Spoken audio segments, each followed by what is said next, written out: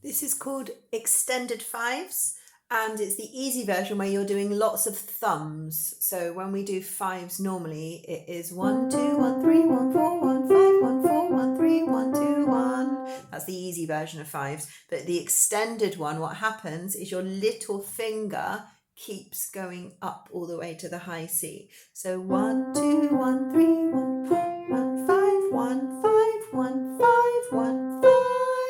So you can see it extends from the G to the A to the B to the C. Then you come back down again.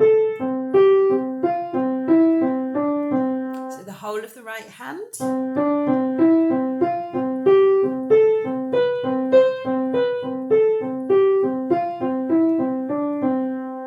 Then left hand on the music, I've written the thumb starting on a G. So when you do it separately, that's fine. So left hand 1, 2, 1, 3, 1, 4, 1, 5, and down, and down, and down. Then you come back up again, 5 on C, 4 on D. So you just have to practice when to change back to the fourth finger. So when you play this one hands together, it's better to have the right hand on middle C and the left hand, if you take that down to the C below, it makes them sound better together. So same fingers at the same time.